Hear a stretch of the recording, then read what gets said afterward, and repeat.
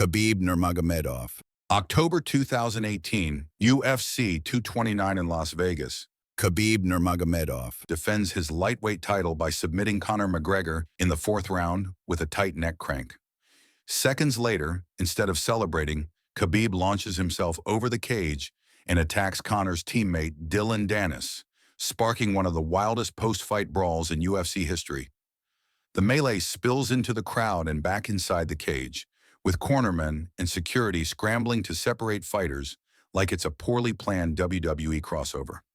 Nevada's Athletic Commission responds with heavy fines, $500,000 for Khabib and $50,000 for McGregor. Fans joke that Khabib not only won the fight, but also defended the honor of every Dagestani auntie in the audience. The scene looked less like a championship bout and more like Black Friday at Walmart. The chaos cements UFC 229 as the promotion's biggest pay-per-view, while also proving that sometimes the real main event happens after the bell. Gerard Gordeau. At UFC 1 in Denver, November 1993, the event looks less like a professional tournament and more like someone accidentally televised a bar fight. Gerard Gordeau wins his opener with a brutal head kick, but makes history for all the wrong reasons when he bites Royce Gracie's ear mid-match, as if he thought he'd signed up for a buffet. John McCarthy, making his debut as referee, is left waving his arms like a substitute teacher on the world's worst first day.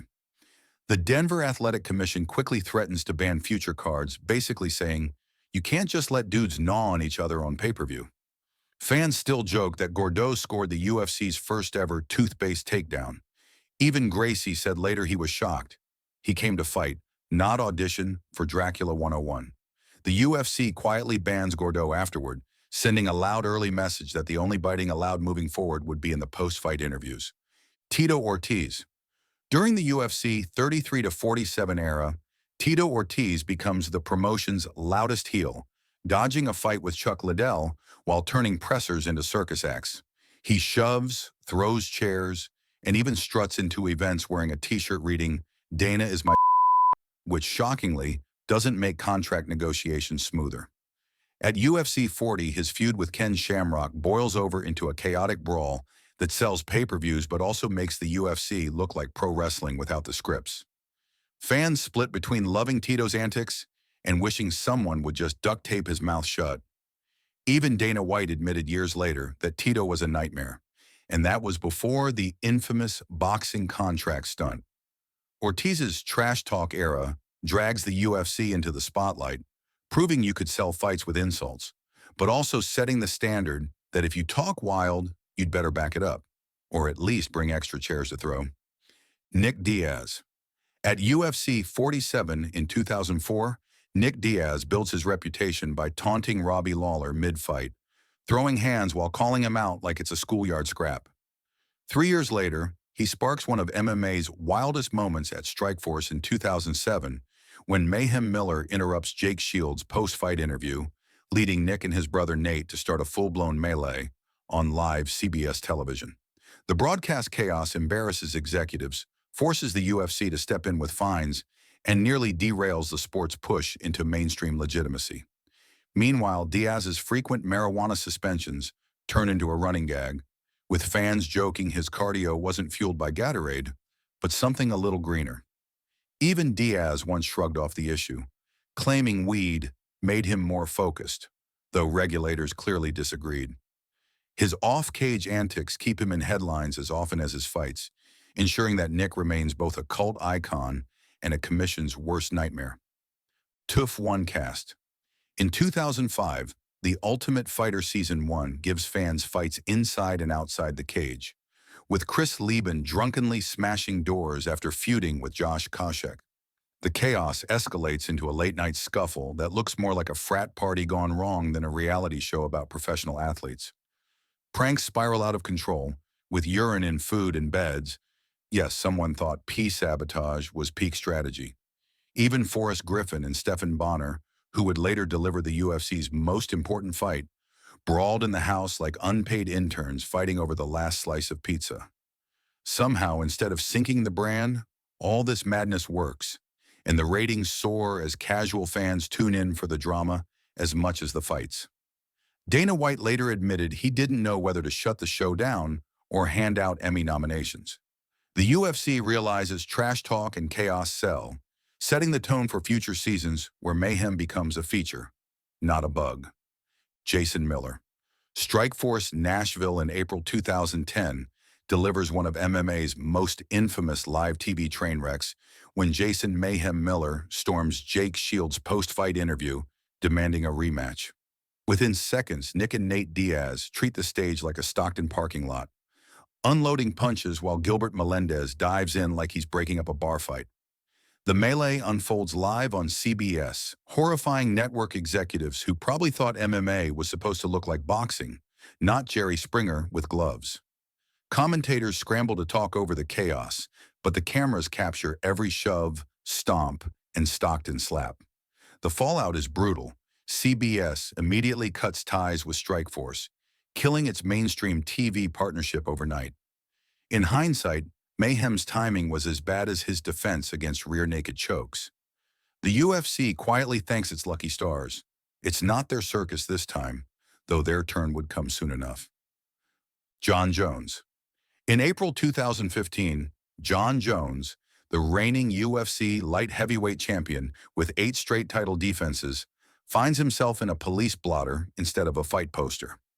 He crashes a rented Buick SUV into another car in Albuquerque, injuring a pregnant woman, then flees the scene on foot, leaving behind his license, cash, and a bag of drugs in the vehicle. Police later confirmed Jones actually ran back to grab a handful of money before sprinting off again, which is either criminal negligence or the worst monopoly strategy ever.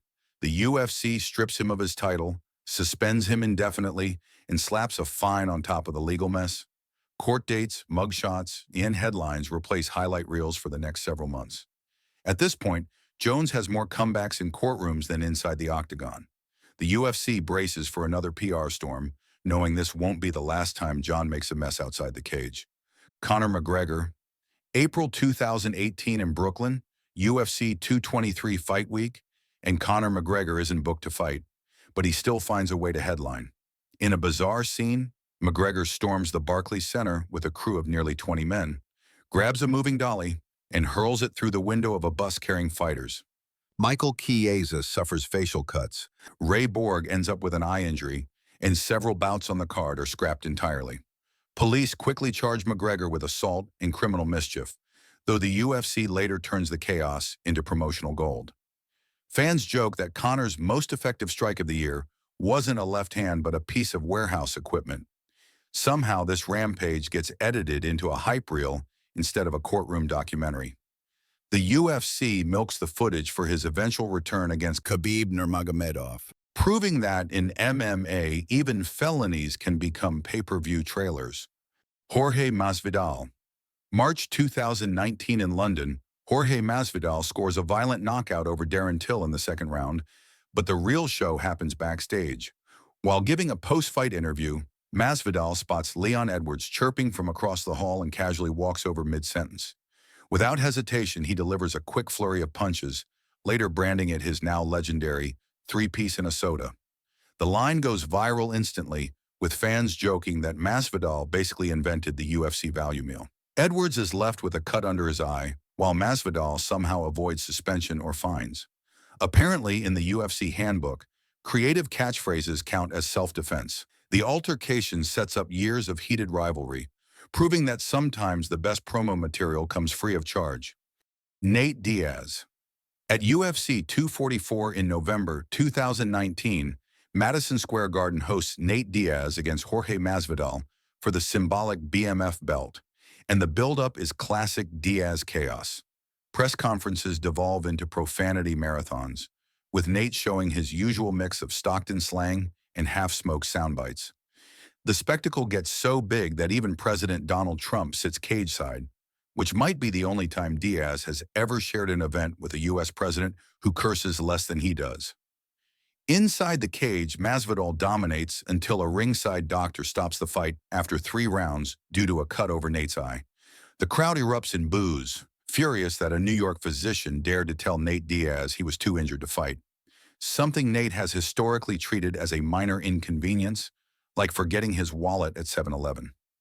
For Diaz, blood is just proof the fight was going well. The stoppage fuels calls for a rematch and cements the night as one of the UFC's wildest cultural spectacles. Khamzat Chimaev. At UFC 279 in September 2022, Las Vegas descends into total backstage chaos when Khamzat Chimaev and Kevin Holland spark a full-on brawl before the press conference even begins. Security scrambles, fighters shout across rooms, and Dana White finally cancels the presser altogether. The first time in UFC history, a press conference gets scrapped because the fighters couldn't even sit still long enough to talk trash properly. The madness only escalates when Chimaev misses weight by 7.5 pounds for his scheduled welterweight fight, turning the entire card upside down. UFC brass reshuffle matchups at the last minute, leaving fans with a lineup nobody saw coming, like the MMA version of speed dating. Chimaev still wins his eventual fight with ease, but the weight miss overshadows his dominance and fuels criticism of his discipline. Brock Lesnar. At UFC 200 in July 2016, Brock Lesnar storms back into the octagon against Mark Hunt, collecting a $2.5 million purse, the biggest paycheck of the night by far. The fight itself is a grinding decision win for Lesnar, but the headlines don't stop at the judges' scorecards. Just weeks later, USADA announces Lesnar failed not one, but two drug tests, turning the whole event into a legal circus. Hunt, furious over fighting what he calls a chemically enhanced opponent, sues the UFC over fighter safety clauses. Lesnar, meanwhile, shrugs it off like only a 280-pound former WWE champ can, disappearing back into scripted suplexes. If nothing else, he proved you can win the fight but still lose the press conference. The fallout blacklists Hunt from UFC bookings, showing how one test result can swing careers outside the cage. Jeremy Stephens. At UFC Mexico City in September 2019, Jeremy Stephens squares off with Yair Rodriguez, only for tempers to boil over early when Rodriguez shoves him at weigh-ins. The hostility carries into fight night, but the entire arena watches in disbelief as the bout ends just 15 seconds in with a brutal eye poke from Rodriguez. The no contest ruling sparks chaos, with fans hurling drinks, bottles, and anything not nailed down toward the cage. Stephens, who flew across the border for what became a literal blink-and-you-miss-it fight, has to be escorted out under security. It's the rare case where the walkout took longer than the actual fight. The UFC scrambles to book a rematch months later, proving that sometimes the most dangerous opponent isn't a fist, but a stray finger. Quinton Jackson. In July 2008, just weeks after losing his light heavyweight title at UFC 86, Quinton "Rampage" Jackson is arrested in Costa Mesa, California.